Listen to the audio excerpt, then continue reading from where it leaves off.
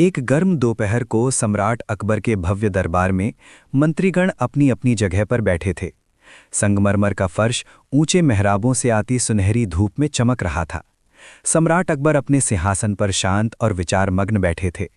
उनके पास ही बीरबल खड़े थे, चेहरे पर हल्की मुस्कान लिए सब कुछ ध्यान से देख रहे थे। उस दिन अकबर कुछ विशेष रूप से सोच में डूबे हुए थे। बीरबल, अकबर ने मौन तोड़ते हुए कहा, बताओ, मेरे राज्य में सबसे मूल्यवान वस्तु क्या है? बीरबल ने विनम्रता से हाथ जोड़कर कहा, जहांपनाह, आपके राज्य में सबसे मूल्यवान वस्तु बुद्धि है। अकबर ने भौहें महाईं। बुद्धि? सोने से भी अधिक, हीरों से भी अधिक, जमीन से भी अधिक? बीरबल ने सिर झुकाकर कहा, हाँ जहांपनाह, सोना चोरी हो सकता है, जमीन छीनी जा सकती है, लेकिन बुद्धि हर परिस्थिति में मनुष्य का मार्गदर्शन करती है। कुछ मंत्री आपस में फुसफुसाने लगे। तभी धनवान और घमंडी मंत्री दुर्गादास आगे आए। जहांपनाह, उन्होंने कहा, बुद्धि सुनने में अच्छी लगती है, पर वो न तो सैनिकों को वेतन देती है, न ही अन्नागार भरती है।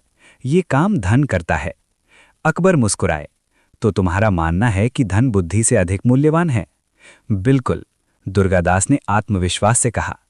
अकबर ने गंभीर स्वर में कहा, ठीक है, हम इसकी परीक्षा करेंगे। कल पूरे राज्य के लिए एक चुनौती घोषित की जाएगी। अगली सुबह नगर में घोषणा हुई। सम्राट अकबर एक समस्या का समाधान चाहते हैं। जो भी सफल होगा उसे बड़ा पुरस्कार मिलेगा। दूर दूर से लोग दरबार में आए। व्यापारी, विद्वान, किसान और अमीरों की भीड़ लग गई। अकबर खड़े हुए और बोले, मेरे पास एक बंद संदूक है जिसमें बहुत कीमती वस्तु है। मुझे इसे बिना सैनिकों के दूसरे नगर भेजना है। रास्ते में चोर हैं। बताओ, इसे सुरक्षित कैसे पहुंचाया जाए? दरबार में सन्नाटा छा गया। एक व्यापारी बोला, अधिक पहरेदार रखें। दूसरे ने कहा, संदूक को और मजबूत बनाइए। एक अमीर ने सुझाव दिया, रात में गुप्त रूप से भेज दीजिए। अकबर ने सबको अस्वीकार कर दिया। बहुत महंगा, बहुत जोखिम भरा। तभी एक गरीब वृद्ध किसान आगे आया।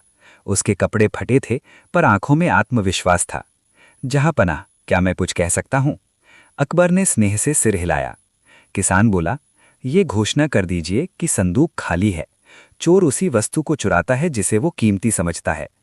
पूरा दरबार आश्चर्य से भर गया।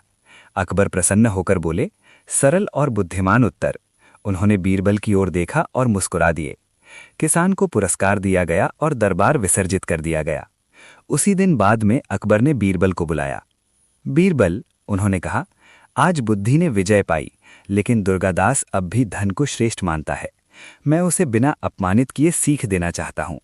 बीरबल ने कहा, जहांपनाह, ये कार्य मुझे सौंप दीजिए। कुछ दिन बाद बीरबल ने दुर्गादास को अपने घर बुलाया। मित्र, बीरबल ने कहा, मुझे एक दुर्लभ रत्न मिला है। कहा जाता है कि यह भाग्य बदल देता है। मैं इसे तुम्हें 1000 स्वर्ण मुद्राओं में दे सकता हूं। दुर्गादास की आंखें चमक उठीं। इतना सस्ता? मैं अभी खरीदता हूं। बीरबल ने कपड़े में लिपटा एक साधारण पत्थर उसे दे दिया। दुर्गादास क्रोधित हो उठा। ये क्या है? तुमने मुझे ठग लिया। बीरबल शांत रहे। क्या तुमने इसे इसलिए नहीं खरीदा क्योंकि तुमने इसे कीमती माना? हाँ, क्योंकि तुमने ऐसा कहा। बीरबल मुस्कुराए। तो मूल्य पत्थर में नहीं, विश्वास में था, और विश्वास बुद्धि से आता है। दुर्गादास क्रोध में दरबार पहुंचा। जहांपनाह, बीरबल ने मुझे धोखा दिया। अकबर ने पत्थर देखा और पूछा, क्या बीरबल ने तुम्हें मजबूर किया था? दुर्गादास चुप हो गया। नहीं, मैंने स्वयं खरीदा। अकबर बोले, तो हानि धन की नहीं, निर्णय की थी।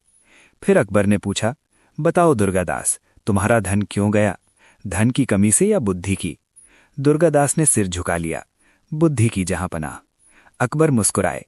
यही सीख है। धन बिना बुद्धि के नष्ट हो जाता है, पर बुद्धि फिर से धन कमा सकती है।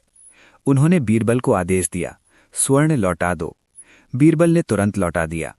दुर्गादास चकित हुआ। आप धन वापस कर रहे हैं? बीरबल बोले, सीख की कीमत धन नहीं होती। उस दिन के बाद दुर्गादास अधिक विनम्र और समझदार हो गया।